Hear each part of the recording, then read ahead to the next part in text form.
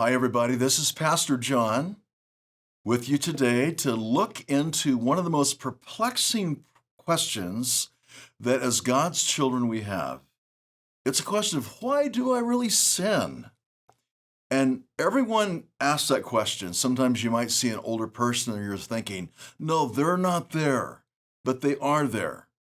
And what we want to do is we're thinking of this question with a couple of answers is go back in the book of Genesis with me to Genesis chapter 2, where we've all been blessed to be studying for quite a while.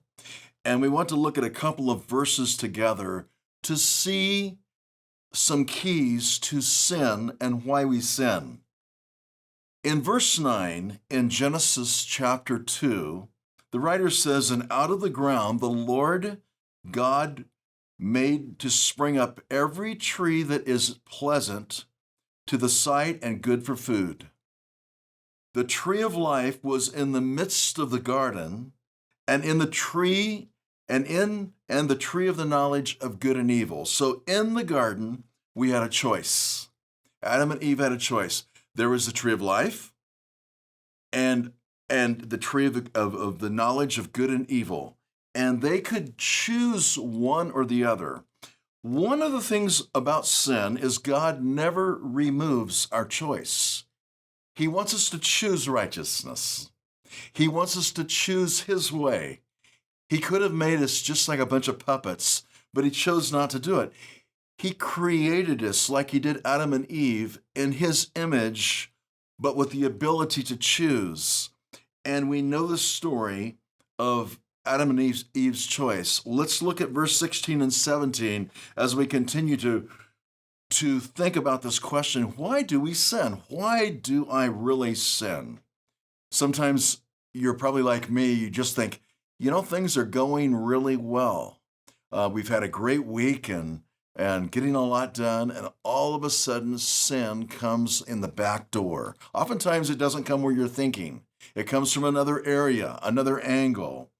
But it's an inner warfare that is within us. We never get away from it. We live in the flesh and we're surrounded by wickedness everywhere. But let's look at verses 16 and 17 as we keep on thinking about why do I really sin? What's going on?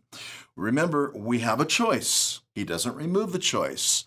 Just like it was with Adam and Eve, we can be in the garden with good or evil, a choice of bad or good, a choice of me or others, me or God, a choice to be selfish or a choice to exalt the Lord. Every day it's in front of us.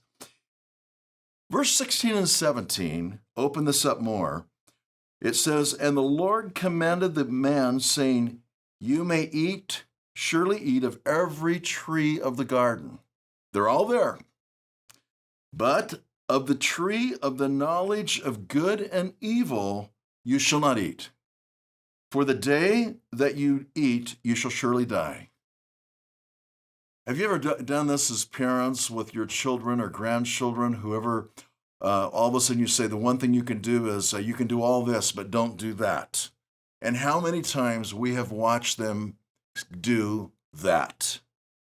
We are curious people by nature. And God created that curiosity that He can turn into a very powerful tool in our lives. But in our curiosity, sometimes we want to go where God says no. Sometimes it's bright lights. Sometimes it might be a computer screen. Sometimes it might just can be the verbiage that we're beginning to speak. Many times with Christians, we just stumble with our tongue. Something comes out that doesn't honor God. We stumble in our mind. Because oftentimes sin, when it's really expressed, began back in the mind. That was the root. The battle is really started. If we lose the battle in the mind, we'll probably lose it in our hands and feet and arms and legs. But this question just keeps coming up, and I have pastored many years and had many, many young Christians say, I'm still kind of confused because I gave my life to Jesus, but I'm still tempted so much. Now let's open this up a little bit more. We're reading quite a bit here, but in Genesis chapter 3, I'm going to keep reading because we had this choice. God says He gave us so much to eat, but He says, this is off limits. And now the serpent was more crafty than any other beast of the field that the Lord God had made. And he said to the woman, did God actually say you shall not eat of any tree of the garden? And the woman said to the serpent, we may eat of the fruit of the trees of the garden, but God said, she knew what he said, you shall not eat of the fruit of the tree that is in the midst of the garden, neither shall you touch it, lest you die. But the serpent said, another reason we sin is because the serpent isn't far away. He's trying to get in and make inroads in every one of our lives. And he will do whatever he can to penetrate our fleshly body.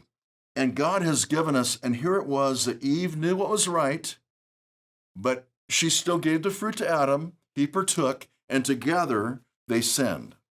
And so as we look at this, I want us to go back just to a couple simple points as we're looking in this, and God can expand this here in the Word. One is we live in the flesh.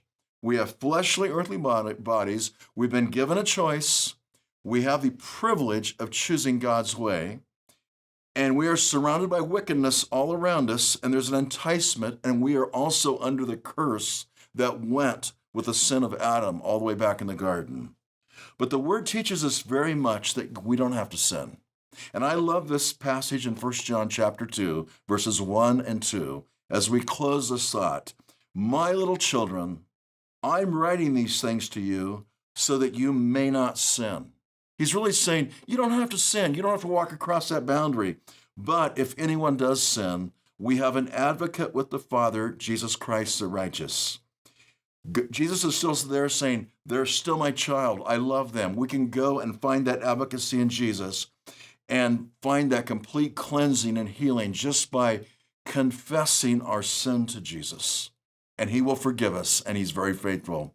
So may God give you grace and wisdom as you are involved in your Christian lives to walk righteously before God. But when you do stumble, remember, you've got an advocate, and he's just waiting to hear your prayer. God bless you.